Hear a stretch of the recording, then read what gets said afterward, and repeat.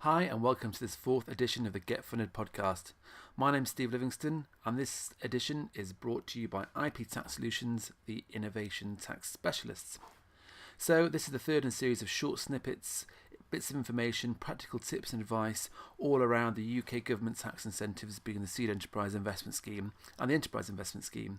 And here we're trying to answer some of the questions we get asked on a pretty much a daily basis around these tax reliefs, because although they're aimed at early stage companies and fast growth companies, unfortunately it's pretty complex in a lot of areas, so hopefully this will help guide you along the way. It may not be enough in its own right to get you all the way in terms of being able to apply the reliefs and navigate your way through.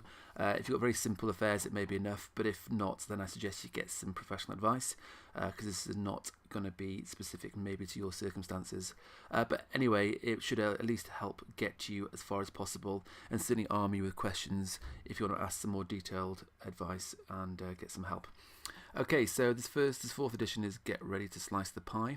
And what's it about? Well, it's all about really the fact that you must issue shares under the Seed Enterprise Investment Scheme and the Enterprise Investment Scheme in return for the cash investment that you receive from the investors.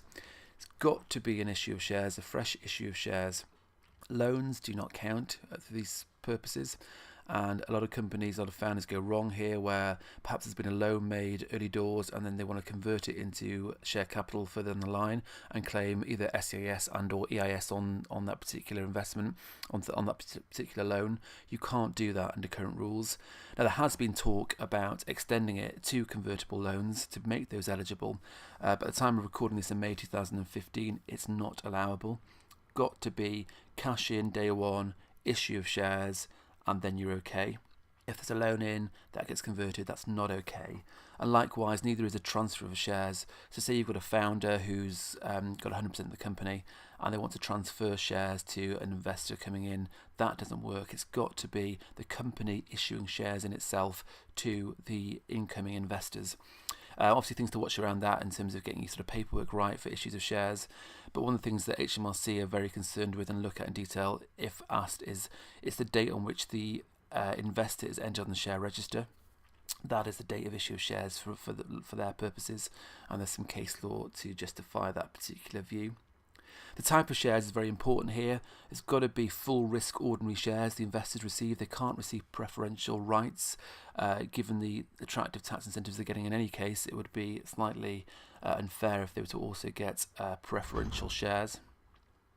So that's not allowable. So full risk ordinary shares. And it can also be very common for investors to pay a premium for the shares. So sometimes people think, well, I want to get £10,000 of investment, right, my shares have got a nominal value of £1, okay, I'll issue 10,000 £1 shares as such. Now, obviously, the more sophisticated you go down here, you'll be working out how much equity you want to give away, and in doing so, you'll then be able to work out how much people will pay, maybe over the odds for their percentage. So it could be the case that they're going to be paying £10,000 and getting, let's just say, one share for sake of argument, one £1 share, in which case it'll be £1 nominal value and then £9,999 of premium they're paying over and above that nominal value. And often what we do in practice here is you have to kind of put it out step by step in with like a spreadsheet or table where you can work out what percentage people have at different stages as more shares are issued, and trying to work out how many shares people will need to reach a certain percentage. So there's lots of fun and games trying to get those numbers to work, which really brings us on to this final point, which is it's often easier to have decent liquidity in the shares, and what I mean by that is having a decent number of shares to play with. So that means having a kind of a nominal value, so if of a very low nominal value. So if someone starts a company with say 100 £1 shares, if you're issuing more shares on top of that to try and get to the relevant percentages, you've got to sort of try and do it to see what I mean, but it's quite hard to get to very specific percentages because you can't round those numbers down or up. So often we advise, and you can do it later on, it's no problem to subdivide existing shares, but you're often best off having at least 1,000 shares that you're playing with. So from there you can you may have a starting position of 1,000 shares or even 1,000,000 shares, and then it's very easy to issue more shares and get to the relevant percentages you want to reach for those investors. So that's a particular point you can look at further down the line. So that's all about getting ready to slice the pie, and the key message there has got to be for an issue of shares. You've got to be issuing shares under both of these tax incentives. Loans do not count under current rules. So this was brought to you by IP Tax Solutions.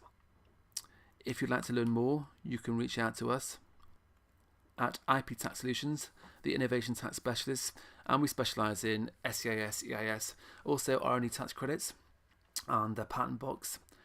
You can reach out via email, info@iptaxsolutions.co.uk. You can reach us on our website, iptaxsolutions.co.uk, and also find us at our blog at businessn2k.com, where you'll find this podcast, and there are future podcasts to come in there as well on slightly linked but different issues, allowing us to dive deep in certain sectors in the same way as we are here, specifically for Seed Enterprise Investment Scheme and Enterprise Investment Scheme. It's not for everyone, but if it is for you, then obviously hopefully this is a useful resource for you.